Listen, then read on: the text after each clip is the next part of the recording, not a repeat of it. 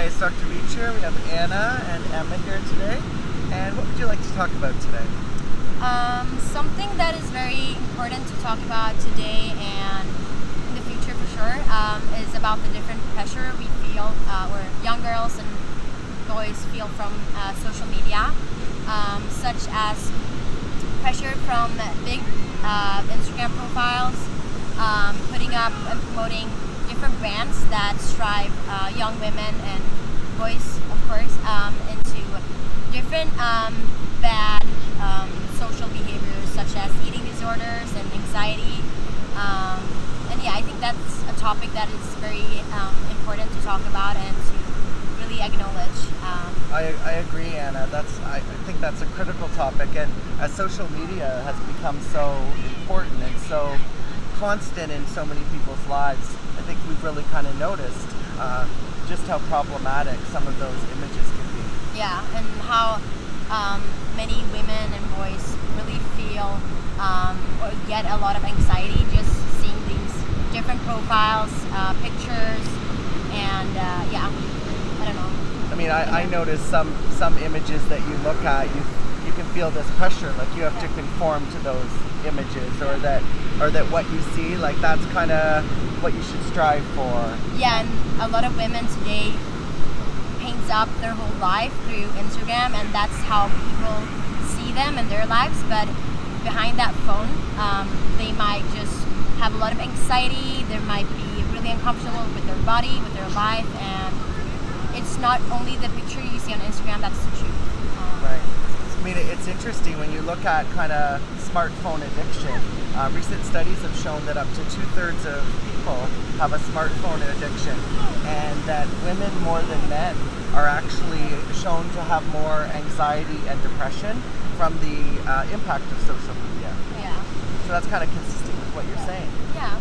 And we follow a lot of, like, I follow a lot of influencers and stuff, and I look at them and I compare, and you like wanna like think that's the normal behavior, like what they're doing and how they look and stuff. And I think that is one of the reasons. Right. Yeah. I mean, I notice on Instagram or Facebook that people tend to show pictures of themselves where they feel like they look good, or they're at nice restaurants, or it's like celebrities in big homes.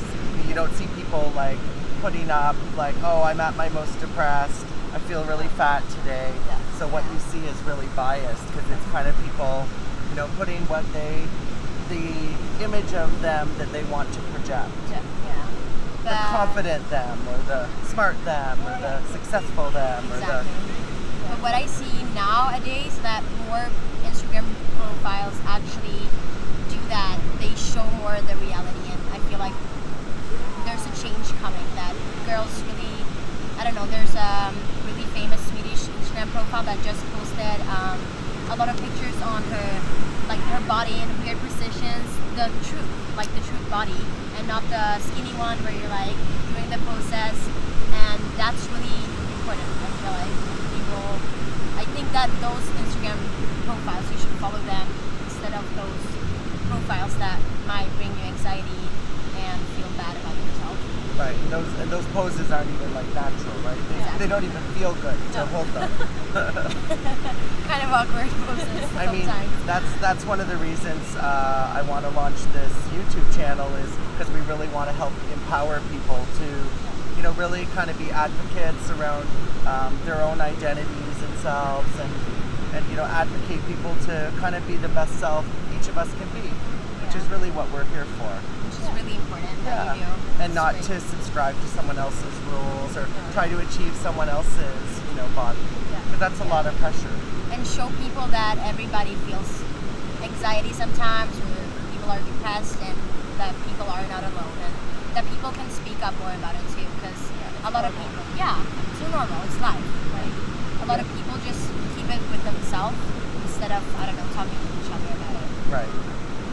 And yeah, I think there's a lot more to people, obviously, than kind of what they wear and how they look, right? That's not what makes a person. And to follow these kind of images, these idealized images, I mean, that's not who those people really are. That's like a projected image of what they want us to see. Yeah.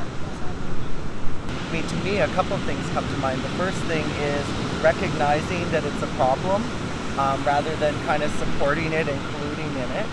And then also recognizing that the impact it's having is a real impact. It really is making people feel badly, question their body image, making them feel anxious and depressed, and then to not give it an audience. Yeah. And it's not, at some level, it's not personal because that impact is very widespread. Yeah. Lots of people. I feel like you have to start just talk about it open and not make like a big taboo over it. Just make people talk and support each other with their different stories and help each other. And learn to kind of celebrate and embrace kind of all body types and all different forms of beauty. Exactly. So I want to thank you, Anna and Emma, very much for meeting with me today. Thank It was you. really nice to meet you, and enjoy the rest of your day at the beach. Yeah, thank you. And I think what you're doing is really great. Oh, thank you. It's up on YouTube. Well, it's people like you that make it happen. Thank you.